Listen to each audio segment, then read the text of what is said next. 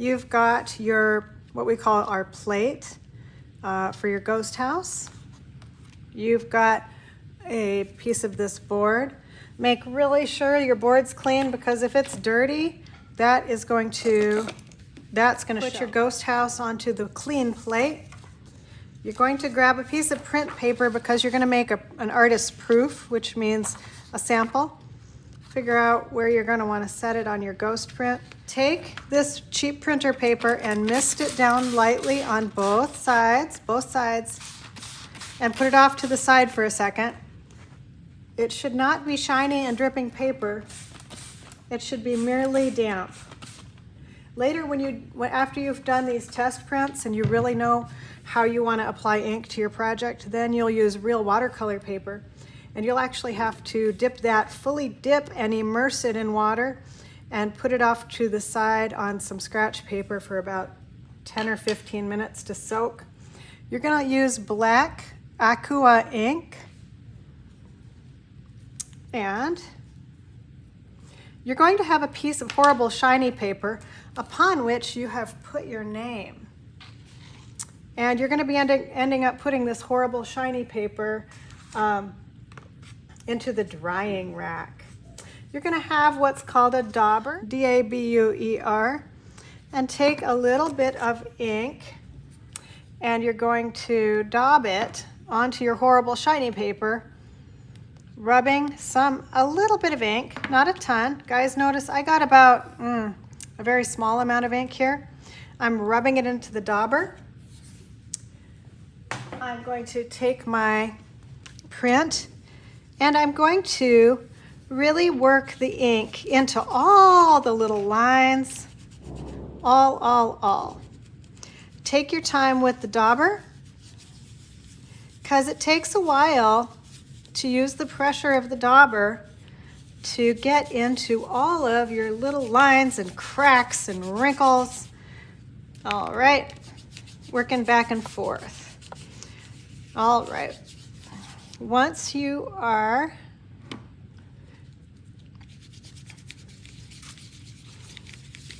you're going to get your fingers dirty, but don't worry, guys. This ink is very sticky, but it comes off very well with soap and water. And you're always going to leave your materials clean and your hands using that good old soap and water. All right. Once you've got it pretty well daubed, a little piece of catalog paper, fold it up.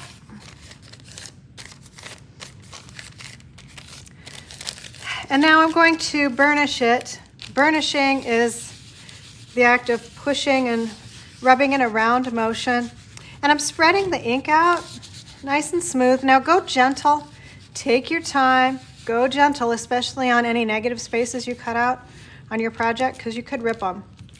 All right, so I'm pressing pretty firm, but I'm just trying to be thorough and make firm, round movements to burnish my ink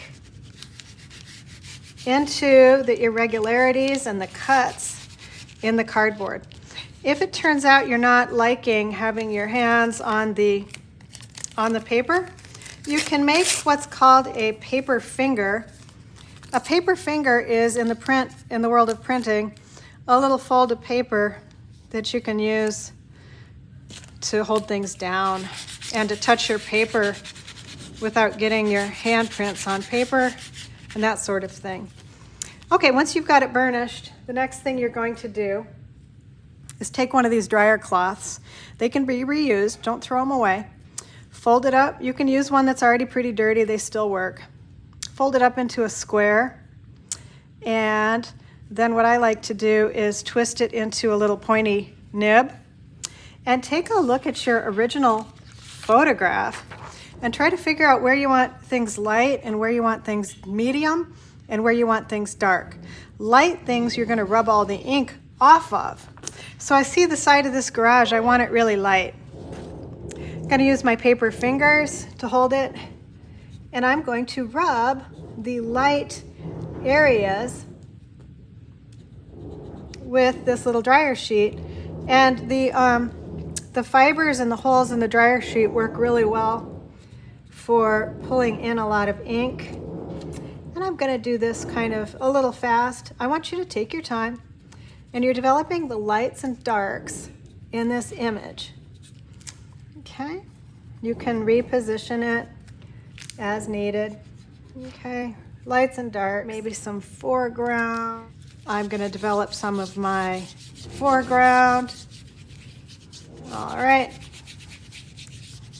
Now don't rub the areas out that you want to be dark. Okay, keep those dark. And there we go. Now, if you want to go in for more extreme detail, I have this gray cloth, which is landscaping cloth. And once again, you can fold that into a square and twist it into a little point and really get some detail-y areas, some hard lines and edges. You can also use a paintbrush if you're willing to clean it off when you're done,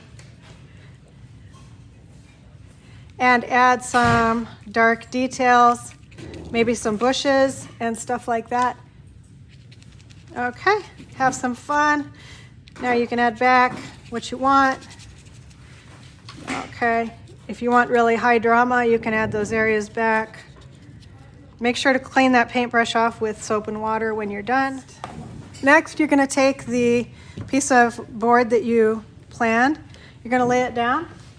Take the piece of printer paper that is damp, carefully line it up, put your hand on it gently. I'm gonna lay this dry paper on top, like that, gently. I'm gonna lay the blanket down on top of this print, and I'm gonna roll it through the printer. I'm going to roll it through, and it's on really tight. I roll it through. Now keep your thumbs up. Keep your thumbs up. Roll, roll, roll. It's going to be so tight, your tummy muscles feel it. And you roll through. And don't put your thumb here on the last roll. Do not.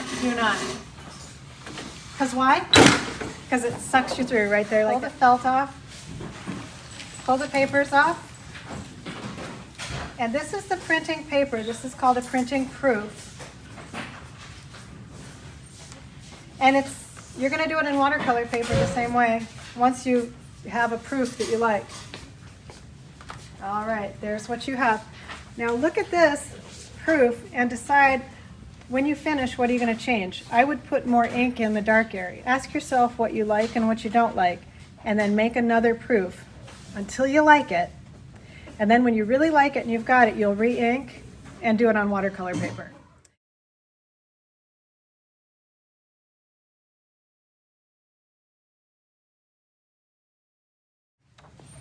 This will go on your horrible shiny paper on the drying rack. If this were your great watercolor print, put this in the newsprint area under a random sheet, doesn't matter. Oh, see, here's one that someone was doing. And put a couple of books over it, and it'll be dry for you in one day. Let's look at one that someone already did. See, now it's nice and flat from being laid in the newsprint area. This is only for your final prints that are done on the watercolor paper. Your proofs that are done on the printer paper, those are just going to go on the drying rack.